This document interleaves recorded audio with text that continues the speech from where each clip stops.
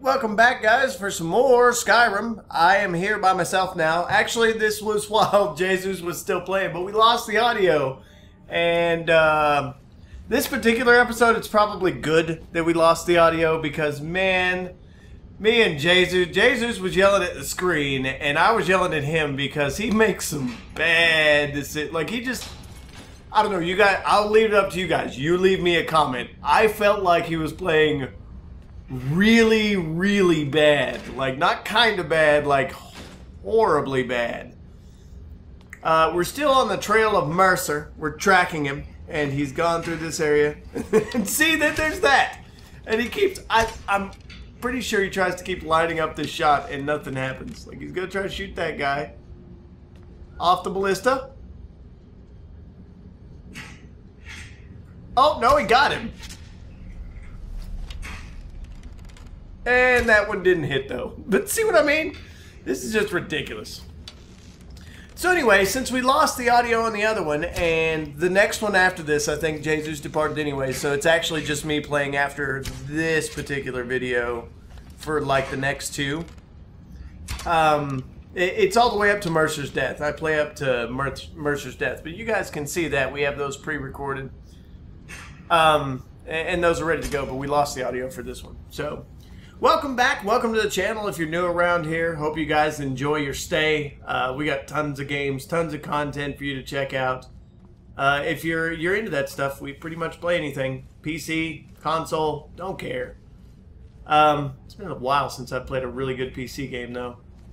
I need to get on that, man. I straight need to get on that. And I know I do, I haven't done it yet. I have a couple. I just hadn't actually got around to playing.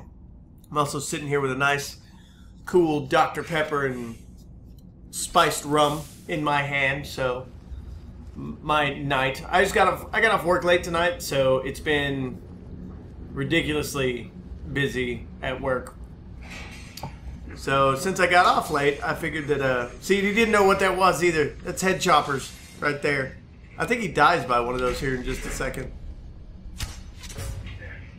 Look at that weak-ass arrow. Yeah, head choppers.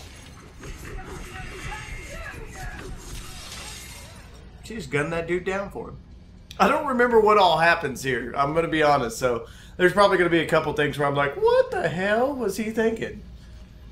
Anyway, I got off late from work tonight, so everybody has passed out. And I'm going to be just kind of doing the recording now since, why not, right?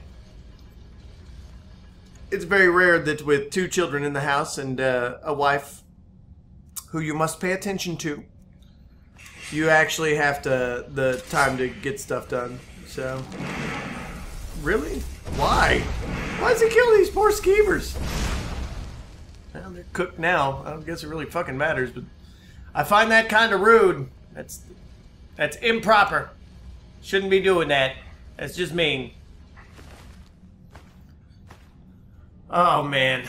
So I got caught up on the subject today of somebody told me a story, and we were kind of chuckling at the way that businesses in general, this is not my particular business or really anybody's, it's just, this is the way that life works, and it kind of shows some of the ridiculousness of what we go through, and this is all of us, you guys included. I know you do too. But I'll share that story with you, and then you can leave your comments down below and let me know what you think.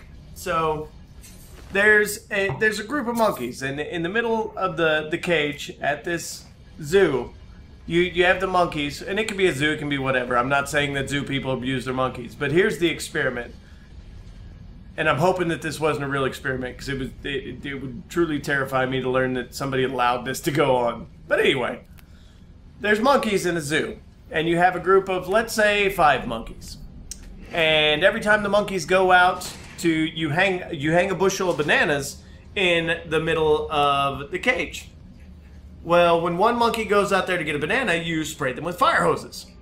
So the monkey learns over time, if I try to go out there and get the bananas, I get sprayed with a fire hose. So over time, all the monkeys tried this. Well, eventually, the monkeys evolved to the point where they know that the monkey is going to get sprayed with a banana and they don't want to be sprayed. So when a monkey tries to go get the bananas, the monkey gets dragged back and beat instead of being sprayed with the water hoses. So the monkeys stop him from ever exiting the cage, and they all take him back and they beat the monkey. So that monkey who got beat is taken out and replaced with a new monkey, who of course has no idea that fire hoses were any part of anything, has no idea what the other monkeys have done to anybody who's tried to go get the bananas. So he goes out there, or tries to go out there, and the other monkeys drag him back and beat him. Well, now you replace another one of the monkeys who's been in on the dragging around and beating, and now you have another new monkey. Now the monkey that we just added only understands that if you go towards the door, you get dragged back and beat. So he joins in with that. The new monkey tries to get the bananas, gets dragged back and beat. And you might be thinking, what the hell are you telling us this stupid ass story for? And the answer to that question is very simple. The mentality of a lot of business, and just in general a lot of people these days, is it fits kind of right in a box with this ideal. After you've replaced all the monkeys, none of the original monkeys are left, but all the monkeys beat the crap out of anybody who tries to exit to go get a banana. Why does that happen?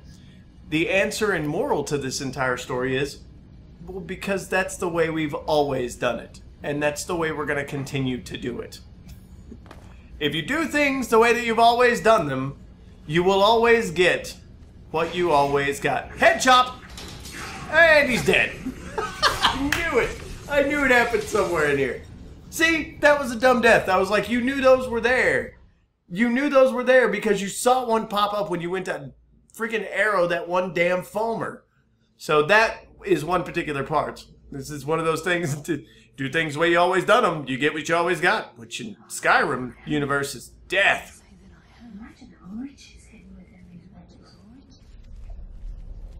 So anyway, I thought that was an interesting story, and I've heard it before. It's just with it sitting on my... And see there, he was hidden. There was no need for him to do that. Come on! Come on, Jesus. Why are you doing that?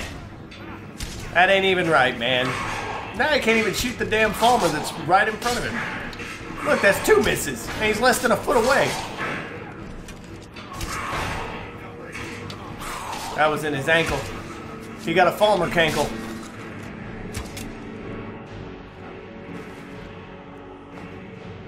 Falmer cankles. So anyway, the moral to that story is nobody knew why all the monkeys were beating each other because all the original monkeys had been removed. And you do things the way we've always done them because that's just the way it is.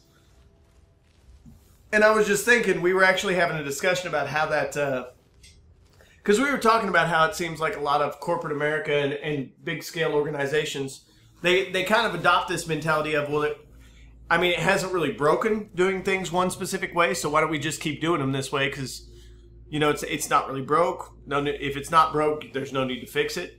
But for me, that's one of those things that I feel like kind of stifles innovation. I mean, the whole idea of having a company that you want to see grow and do better. To grow and do better, what you have to understand is you have to be innovative. Innovative? Innovative. I'm going to say innovative. I'm probably not saying that right, but whatever. Whatever, all right? I don't care. I don't care. So you've got to be innovative. Innovative. Innovative. Yeah. Innovita devoted, baby. All right, that was a bad song pun right there. I'm aware. Anyway, I think that stifles innovation. And the idea of growing your company once you throw away the concept of innovation is null and void. I mean, you can't grow without trying and experimenting and doing new things. Yeah, see, he almost died there again. And I think he was trying to show off and be like, I'm aware they're there, but I'm going to do this again. Stupid. If you keep doing things the way you always done, you're going to always get what you always got. That probably makes sense to nobody else but me. But you know what? I get it. Look at that. We're all hidden. These Falmer have no idea. He just walked straight by me. Touched me even. Or, actually, this is Jesus playing. And now he's dead. He's just going to take a seat. He's dead and he's just going to take a sit. He's in timeout. He's in Falmer timeout.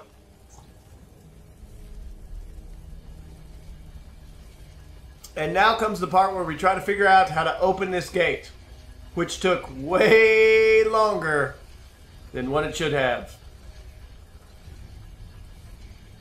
I mean, we go searching around for a while. And I don't even know if we find it in this episode. We may or may not. I don't know. It's kind of ridiculous, though. So, anyway, I guess long story short, I've had a bunch of really interesting conversations today, both at work. Hey, buddy, what are you sitting down staring at? I mean, are you looking at me? Are you looking at me? They call me Mr. Pig!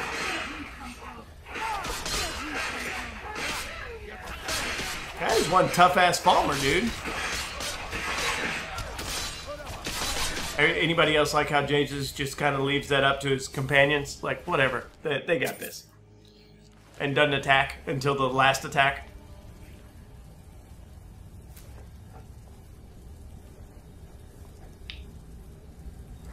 What a jerk face. What a complete jerk face. But yeah, it's been interesting here lately because I had some really interesting conversations today. They were really, I mean, you can have some pretty good conversation, I feel like, at work sometimes, but usually you're so either mentally or physically or, you know, whatever kind of stress your job puts on you, you're usually so drained from that you can rarely engage in those conversations to the degree at which I was able to today. And I mean, it's kind of nice. I don't think my wife in particular would have been like, hey, why are you spending all that extra time at work when you could be home chit-chatting with me? She probably didn't like that aspect of it. But I found those conversations interesting. And honestly, I found them really hard to pull myself away from. Because we were talking about, like I said, how the mentality gets adopted of, well, this is just the way we've always done things, so we're going to continue to do them this way. And like I said, that's any company. It doesn't matter. And in particular, we were talking about ours at that time. And then we were talking about how we change that mentality or how we experiment and innovate inside of that kind of an atmosphere. And it's not that way all the time. It's just one of those things that even I fall into it. You know, I wake up every morning and I have a routine, and if that routine gets broken, I can get upset because I'm not a morning person, not even kind of a morning person. I will not claim that even in the slightest. But, and that's just one of those things. Why the hell would you get mad about it if your morning routine got switched by one step? You know what? So who fucking cares if you make coffee and then take a shower and then have the coffee afterwards? Why do you have to do the coffee, or why do you have to take your shower and then make the coffee and then drink the coffee? Because it's part of your routine. It's just the way that I've always done things. And when that balance gets upset, it upsets me. I couldn't really explain it to you why that does anybody else have that problem? None of y'all probably anywhere have this issue ever. Another thing I've actually had, man, I've had a lot of really good, like, conversation this week. I've had a lot of good conversations about friends and the importance of friends this week with a few folks. I shall not name any names just in case anybody gets offended. But, I mean, one of the things that I've been chit-chatting with other folks about this week on the topic of friendship is we were talking about the depths of friendship and how important friendships are to people. Even here on YouTube, there are people that I've met that I would kind of, you know, I would loosely consider them my friends right now because we're able to have a conversation. We enjoy each other's company. You know, we'll play games together and all that kind of stuff is fun. We'll do podcasts together, whatever it may be. I've met a few people that way, and I'm happy to say that I have. Because I can't say that if I wasn't doing this right here that I would have ever had that opportunity to meet and engage and talk with those people. But on the importance of friends, here's my thoughts on friendship. I don't always see eye to eye with my friends. I have a very, very stubborn view. I'm aware of that. My friends are aware of that, God, I hope, because I know I pissed them off to no end. And I'm sorry, guys and gals. You know who you are. If you've ever had to engage with me, I'm a harsh person. I'm a hard person to deal with, and I'm full well aware. If anybody who doubts that, you just leave a comment down below for my wife. She will answer your questions and be like, he is a douchebag and a half. I hate him some days. Thank God she still loves me enough, I guess, to stick around here. So otherwise I'd be screwed. And we just now figured out that there's levers, so now we got to find another one. Which is all the way on the other side that you guys missed it, but I did tell him to investigate when he was over there. Because he didn't go over the rubble. So that is what, this was another thing that drove me nuts. Because I think by the time he gets over there, this first one stops spinning. Anyway, on the subject of friendship. Let's get back to that discussion because I feel like that's really, really important. I don't always see eye to eye with my friends. I never always saw eye to eye with Leroy. I never saw eye to eye with Jesus on everything. And you know what? I don't think you're supposed to. You know what? Friends are your friends because they can give you an honest opinion, and whether you like it or not, I would rather Leroy and Jesus be honest with me than I ever would have them lie to me for any reason. I would much prefer that they just be straight up with me. And I am lucky enough to have a lot of people who understand that when I talk to them and go, hey, I'm going to be honest with you at every turn point, and there are going to be times when you might not like what I have to say because it might sound like I'm being a dick, but I'm not trying to be a jerk or whatever. I'm just being your friend, and I feel like the best way that I can do that is to be honest. So if you're one of those people who is honesty above all, you and I probably understand one another very well. If you're not one of those people, then we would, you know, tangle and get in scuffles because of our difference in viewpoints. But, you know, all of these different conversations that I've had about friendships and the things that tear friendships apart, like for the longest time, I was really worried that mine and Leroy's relationship would break apart because, as you guys know, he actually left the channel. He had a lot of stuff going on in his life, and that upset me because I started the channel with him, and at that point I was stressed out because I do all the video rendering, and there's a lot of work that gets put into that.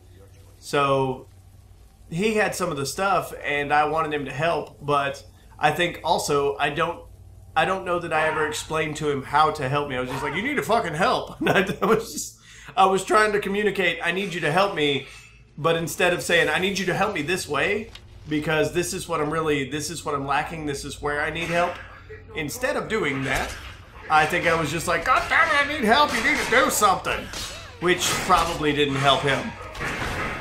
And that was on top of the stress that he had going on with everything in his life. I mean, doing the YouTube thing, is this hard? No. Absolutely, making videos for you guys is something that we all enjoy doing. We love doing this. And even if we never become millionaires or make money at it or whatever, that to me doesn't really matter. I would like to do that, and I would like to make this a job. But we just aren't spread around enough. We have a very niche group of people who watch us, and most of those people are from work. I've earned a few other friends, like Dude Let's Play. I met both those guys, and I mean, I've grown. We have grown as a channel. I should say we, because it's not I. We have grown as a channel. We've grown as people since we've been doing this, and we've had a lot of fun doing this. But I was really upset when Leroy didn't understand that, and that was on top of his life stress with everything he had going on. And he had a lot of stuff going on in his life. There was a shift in jobs during that time, and I mean, those are a lot of things that they really take a lot out of you. So, and then he had to balance spending time with his daughter, which is clearly a priority. I mean, you don't normally choose YouTube over your family. I always make sure that I have enough videos to upload for you guys, but also I want to make sure that I don't miss out on family time that I may get to spend. And I probably do miss out on it sometimes. My wife could probably tell you all of her different stress factors, because now there's been more than once that she's been like, you spend more time with your YouTube people than you do me. And I know she feels that way sometimes. I'm sure she does. But I guess one of the points that I want to make about that is the relationship choices that you make. And a friendship is a relationship, no matter how you cut it. And it's an important one.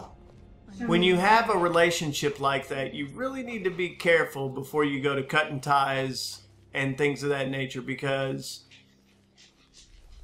I don't really know a good way to explain this, but here's what I'll say. If you were to give up your friends, even if I were to give up my friends here on YouTube, if I were to do that,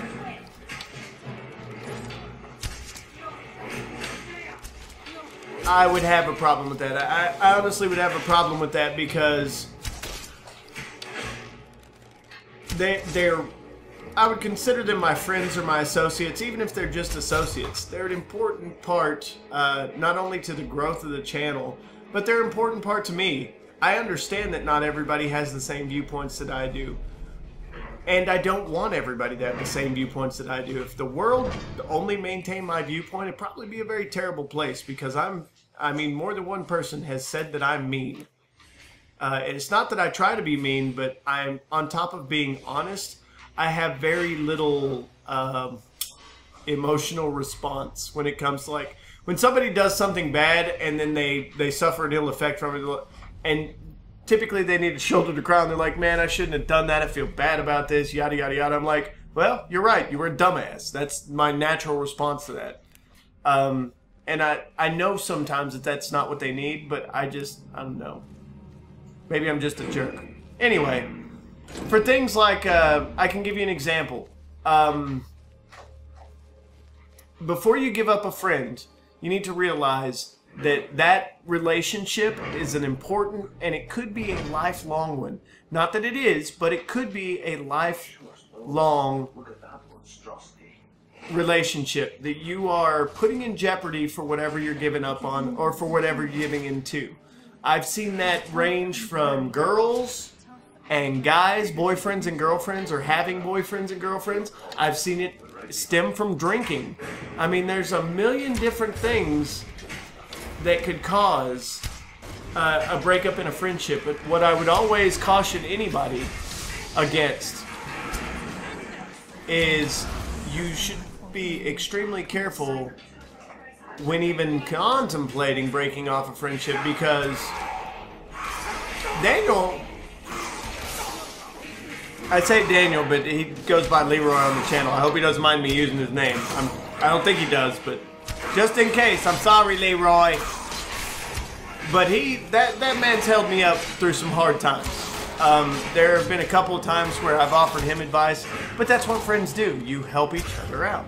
That's just one of the things that you do, you know? And I believe that Jesus is about to die here.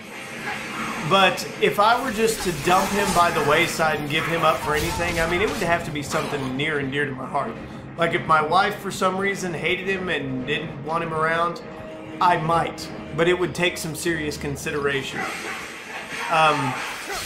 Luckily, she would never ask me to do that. She never would. I just don't think that would ever enter into her mind. But still, you have to be careful about that stuff, because you don't want to lose a lifelong friend.